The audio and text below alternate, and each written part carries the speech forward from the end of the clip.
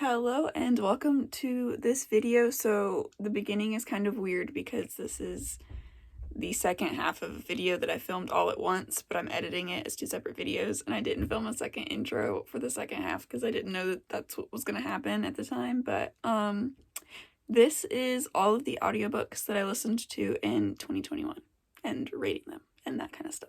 So enjoy. Okay, I am back. I had to take a little bit of a break because my phone was overheating and my storage was full, I think. I film on my phone, by the way. And I think it's really funny because the one file that was corrupted was me talking about a book series that I don't want to admit that I read, so I'm just going to pretend I didn't read it. So I have talked about all of the physical books that I read, and now I'm out of breath. Now I'm going to use my little reading journal to talk about all of the audiobooks I listened to. First audiobook I listened to this year was Dracula. This was before I knew that you could get audiobooks on Spotify, which all of these that I've listened to were from Spotify, FYI. But before I knew that, a creator that I like did an audiobook of Dracula. And I had listened to his audiobook of Lord of the Rings before it got taken down for copyright, but he did a Dracula audiobook. The book itself was long. It was very long. I was into it at first, and I was excited to listen to it, but it drug on a little bit too long. I ranked it 2 out of 5 because I was bored and I couldn't tell you what it was repetitive, like the same things kept happening over and over again. It was 418 pages and it could have been 200. Okay, next book, Frankenstein. This is one of my favorite classics, especially when it comes to like gothic, horror, fantasy type classics. I really enjoy dystopian books, and I feel like that kind of plays into that genre, or kind of like Jurassic Park, where it's like there's ethical issues involved. This go round for the audiobook, I rated it 3 out of 5. This was like the third or fourth time that I've listened to it, and I wasn't listening to it to really pick it apart and evaluate it. I was listening to it for fun, just to get the story again, maybe like pick up a couple pieces that I'd forgotten because I have an awful memory. So it wasn't like super profound like it might have been the first time I read it or even the second time. So it was 3 out of 5 stars. And I also kind of rank these in accordance to where it stands amongst other books that I've read in this rating system. So like obviously Frankenstein's 3 out of 5 compared to like A Court of Mist and Fury, which sucks for Frankenstein, but it'd be like that. Okay, next, Little Women. I really enjoyed this. It was long. It's almost 800 pages. It was a very long audiobook, but I enjoyed it. This was one that wasn't too long for me, which, like a lot of these classics, you'll see me saying it was too long, it could have been shorter. And for a while there, I was like, maybe that's because classics are boring after a while and I get tired of them, but that's not true because Little Women did not get boring for me. The one thing, I gave it 4 out of 5 stars. The one thing that I didn't love about it, but it's not surprising for a book written for this audience for this time. It was published in 1869, so this is not surprising, but it was very preachy of the roles women should play in society and how they should behave. So a lot of it was Jo getting scolded for not behaving like a woman, and all of the sisters were getting reprimanded for their different failures to be appropriate for the time period and the roles that they were expected to play. But it's not surprising because the people that were reading this in the late early 1900s, roles still applied to them, so it was almost like a book to teach them these things if someone was not around to teach themselves, like if their mother wasn't around or something like that. So like I could see why it is such a popular book and how it has maintained its status in society, if that makes sense. But now it's just kind of a classic and it's a fun story and we read it for the story, but back then I could see it could be a very useful tool for young women. Okay, Anne of Green Gables. This was similar to Little Women, but for a slightly younger audience. So like I said, I'm trying to read / listen to audiobooks of a lot of the classics, and this was one of the classics. A lot of these classics are little kid books, but they're still classics, and I still haven't read them, so I want to read them anyway. So Anne of Green Gables is one of those. What I liked about this was, so it was similar to Little Women in that it was made to teach lessons, but I think another big part of it was to teach lessons to adults that not every kid can conform to society's standards, and that's okay. That doesn't make them a bad kid. So if you know the story, Anne of Green Gables was adopted and was a very talkative and rambunctious little girl, and while her adoptive parents, who are a mother and a brother, or a sister and a brother, are pretty harsh, not harsh, but strict with her on what is to be expected, she kind of does things her own way, and in the end they learn that that is what makes her unique. So I think it is a two-way street. It was published in 1908, so a little bit later than Little Women, but I could imagine like a mother reading this to their daughter going to bed and also learning lessons that they might not have realized, if that makes sense. I rated Anne of Green Gables 3 out of 5 just because it was a little childish, but that is to be expected. It was still a good story and I don't regret listening to it. So next is The Great Gatsby. What do I have to say about this? It was on Goodreads in my 2021 recap. It was the most popular book read in 2021 of the books that I read. I read it in high school and I never finished it. So this is the first time that I listened to it all the way through. I knew Gatsby got shot. Oops, if you didn't know that, you've had 100 years to read it, so sorry. I knew how it ended, I just didn't know how it ended. But I remember listening to this and driving through rural Virginia and the old houses, and it just felt like it was like one of those core memories for some reason. But I mean, because I was already familiar with the story, again, like with Frankenstein, it wasn't profound. I rated it 3 out of 5. It was all very familiar to me, other than the end, which was still kind of familiar to me. I know because of when it was written, not surprising, but man, there is one chapter in there that is just racist. That is to be expected with a lot of these classics that were written when they were written. So that did not sway my rating of the book or my opinion of the book. It was just so surprising to hear the things that were said, so without hesitation. Anyways, moving on. Okay, next audiobook was Secret Garden, which was published in 1911. I'm gonna start like introducing these with the year that they were published to kind of get an idea. I really liked Secret Garden. I rated it 3 out of 5.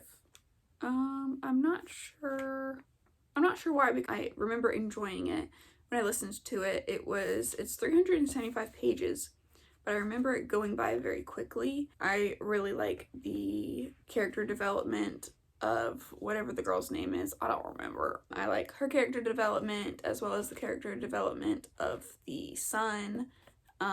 It's just a cute kid's story, but it has a lot of moral lessons in it, like most classics do and most children's stories do. It was cute, and I think it would be worth actually sitting down and reading rather than listening to one day when I have time. Dr. Jekyll and Mr. Hyde, written in 1886. I gave this 2 out of 5 stars. It's really short.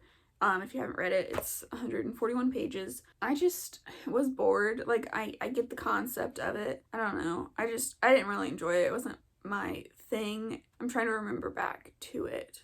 I don't know. It wasn't my vibe. That's all I have to say. Kind of like Dracula. It just wasn't my vibe. Wind in the Willows. I also gave this 2 out of 5 stars. 1908, 208 pages. This was boring. This was one of those that should have been shorter, even though it's only 200 pages, which isn't long. I just didn't really care. I like the Disney adaptation of it because it's cute, but in story version, you lose the animal cuteness. like the visual cuteness of seeing animals, which is the only reason that I liked the Disney version. So I'm just gonna read this because I can't. This was so boring, and I know my mom said the same thing when she read it this year, because she read it a couple months before me. Toad is deranged and stupid. I don't think it was fair to his friends to let them risk his escape to then fall into the same habits again. So if you don't know, Toad like gets arrested for stealing a car. His friends break him out of jail, and then he does the same shit again. And I'm just like, they tried to help you, and you... So then, September, I only listened to audiobooks. I guess I was busy doing stuff. I don't know. The first one was The Jungle Book from 1894, 256 pages, so pretty short. This was just really cute. Love the Disney movie, and I love the newest live action. I was very outdoorsy as a kid, so it was kind of like I could picture myself being Mowgli. But it expanded on a lot of scenes from the Disney renditions that they didn't give all the details of. And certain parts of it, like the part that Ka played, a little bit different. Bagheera was less of a tight ass. I kind of liked him a little bit more in the book version than in the movies. I rated it 3 out of 5 because it wasn't anything groundbreaking, because I'm very familiar with the story. It was just interesting to listen to it in its original form. Same goes for Peter Pan, which was next, published in 1904, 267 pages, 3 out of 5 stars. It was different than the Disney movie in a lot of ways, which isn't surprising with a lot of these, but I didn't like Peter in the book. I wrote selfish and cynical, describing his character. If you've ever seen Once Upon a Time, the TV show, they have Pan in that, and he's a main villain in it. I saw a lot of that Pan, the evil Pan, in the book, because he just kind of did whatever he wanted, but then got mad at other people for doing what they wanted. I didn't like him very much, but the story was still like good, and it wasn't too long that it made it like annoying that he was like that. Okay, next is Alice in Wonderland, published 1865. I gave this 3 out of 5 because I really like the story. I like the Tim Burton adaptations. I like the Disney cartoon adaptations. There was nothing significant to note from me listening to it other than having the context of the real Alice and Lewis Carroll, who was the author of the story, and their relationship in real life, and kind of knowing that. If you're not familiar, just Google it. There's YouTube videos about it, but I took a class on photography, and Lewis Carroll was an amateur photographer, and this was like when photography was first a thing, but he photographed a young girl named Alice, who was a family friend's daughter, in very interesting ways, and it was it was kind of sus, if you know what I mean. So that's kind of was on the back of my mind when I was listening to it, and it influenced my opinion slightly, but like not that much, because it's still a classic story. But and then Through the Looking Glass is the sequel to Alice in Wonderland, and it was published in 1871, which is 6 years after the original. This wasn't good. I gave it 2 out of 5 stars because it was boring, and it had Tweedledum and Tweedledee in it, which the first book didn't have. So when I was reading the first book, because I'm familiar with the Disney movie, I was like, where are the twins? And then it also had the Garden of Talking Flowers that Alice walks through in the movie, and they're like, you know, making fun of her and stuff, and that wasn't in the first book, so it brought those two aspects in later. Other than that, I don't even really remember that much about it because I was just disengaged from it, sadly. I wanted to enjoy it, but... So next came The Art of War, which was published in 500 BC, which is insane. But it was actually pretty good.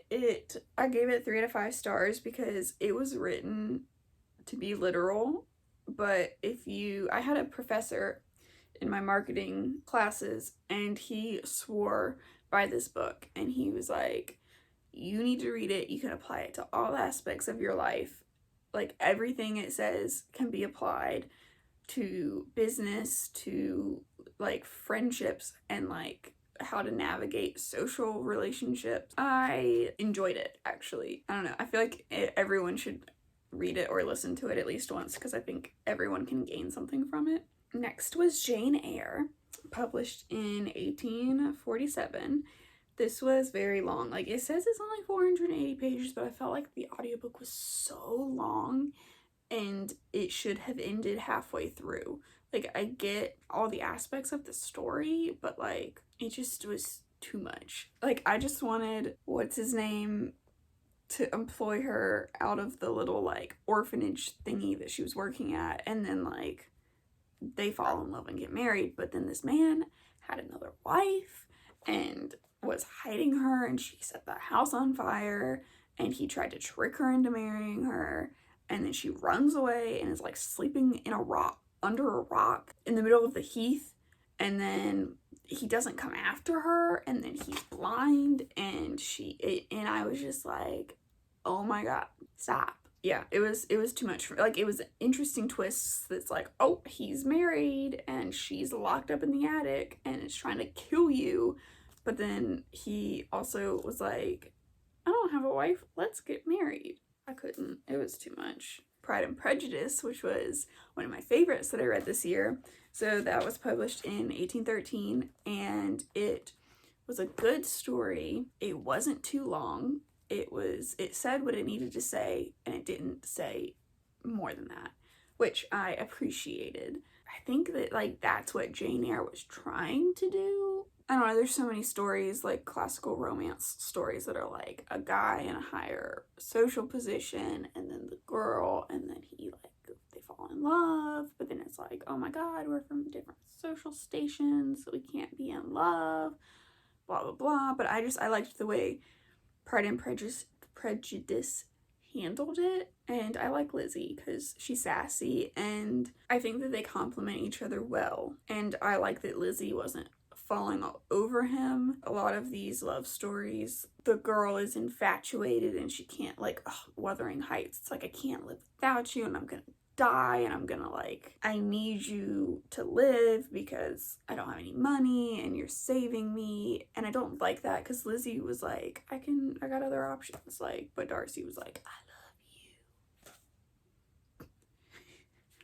I've been doing this for like an hour and a half and I think it's starting to show. Wizard of Oz was next, written in 1900. I gave it 4 out of 5 stars because it's cute. It's different than the classic movie in a few ways, and it was comical to me how obvious, like, obviously everybody knows, like, the Tin Man wants a heart, the Scarecrow wants a brain, and the Lion wants courage. And then throughout the story, they display qualities of having all of those things that they already want, but like to an extreme to where it's comical. Like, anytime someone tries to attack the group, the Cowardly Lion jumps in the way and is like, you have to go through me to get to Dorothy and everybody. And it was comical how obvious it was, but I think that was kind of the point. And I feel like that didn't translate as well in the movie from like the 1950s, but I haven't seen it in a while, so I could be wrong. And also a lot of the things that happened in Oz were different. Like, it was elaborated on a little bit more in the book compared to the movie, which I enjoyed those few, like the whole spectacles thing with the Emerald City, that's not in the movie. And I found that very interesting, and like, isn't it obvious? Like, there's so much stuff in there that's so obvious, and every character is completely oblivious to everything, which I thought was funny. We're almost done, I promise. Next up, I don't know why I listened to this in November and not October. Legend of Sleepy Hollow. This is super short. This says it's 24 pages long. I feel like that's super short. I guess it's not that long. Written in 1820. I gave it 3 out of 5 stars because it's not like, it was exactly what I expected it to be. Super short, stuck to the story but like, it is the story. Stuck to the story that I know from watching it, and it's such a familiar story because it's been told so many times, the Headless Horseman and all of that. My only critique, which isn't surprising because I knew this already, was Ichabod Crane. I don't like him as a character. You can't like every character. It's just like, disheartening when a main character is morally gray. Like, he likes what's her face because she has money, you know, and he takes advantage of the moms of his school kids just to get free food, like just things like that. Next was Fahrenheit 451, which is one of my favorite books that again plays into that like dystopian society thing. This was written in 1953. I gave it 4 out of 5 stars because this is like my 5th time through the story. Very interesting, especially that it was written after World War II, when we know that the Nazis and Hitler were doing a lot of censorship and burning a lot of books that they did not agree with. It is not surprising that this story was written within 10 years of that happening, because I'm sure that it was a fear that there would be mass censorship and knowledge and books would be taken away from people. Like, I had a teacher that always said, no matter what happens in your life, no one can take your knowledge away from you. They can take all of your stuff, even your freedom and your rights, but they cannot take your knowledge from you because it's all up here. This book kind of plays into that fear that someone can take your knowledge, which, if you aren't familiar, Fahrenheit 451 is the temperature at which paper burns. The whole book is about how books are illegal, and the firefighters go around, and find people who are hiding books, and they burn them. The fire hoses are full of kerosene, not water. Their one goal is to eliminate all books and texts of that sort, and there is an underground, society who try to save the knowledge and the books and continue spreading it. Next was Adventures of Sherlock Holmes. This is kind of like a bunch of short stories, but like from what I gathered, it was published in 1892. I don't know if they were all published together as a story or if that's when they were all put together to make the book of short stories. I don't know, but I gave it 4 out of 5. I enjoyed it more than I thought I would. I really enjoyed these stories because there was an overall plot between Sherlock and Watson, but each case was its own individual short story, which I liked that they were kept concise and short and not drawn out too long. I would definitely be interested in listening or reading more of these mysteries. The mysteries were captivating as well and kept you guessing, blah, blah, blah. Oh my god, okay. Next is Agamemnon, written in 458 BC. This is the lowest ranked book of the year, the only book that got 1 out of 5 stars. I could not tell you what this was about. I mean, it's the story of Agamemnon, who, is in the Iliad. This was written in like an epic poem type of format. I couldn't tell you what it was about. I listened to it and I was just not paying attention because of the way it was written. It was just like written in a way that my brain couldn't process. At least listening to it. I think if I read it, it might be easier, but that's besides the point.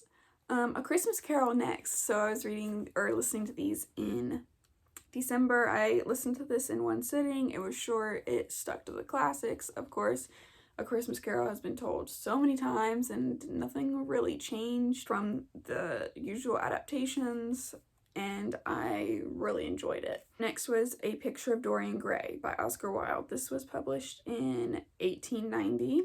I gave it 2 out of 5 stars. I think I would like it again if I read it.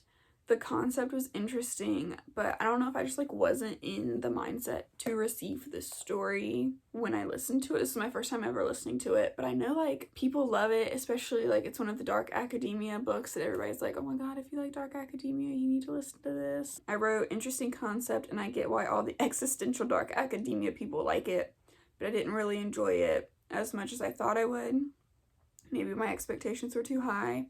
Treated and talked about women like they were objects to toss aside when you got bored. I did not like that. It rubbed me the wrong way. Carmilla. This was written in 1872. This is the original vampire story. A lot of people credit the original vampire as being Bram Stoker's Dracula, but I heard about this from another booktuber, and she said that if you are into classics, try reading this one because it is the precursor to Dracula. So Dracula was written in 1897, and this was written in 1872. So do the math of how much earlier that was. It was just as boring as Dracula, but it was only 100 pages instead of 400 and something, so it wasn't as bad. Vampire was a woman this time. It was the same thing where it's like, I go to sleep and then I wake up and I feel dead. So much more can be done with vampire.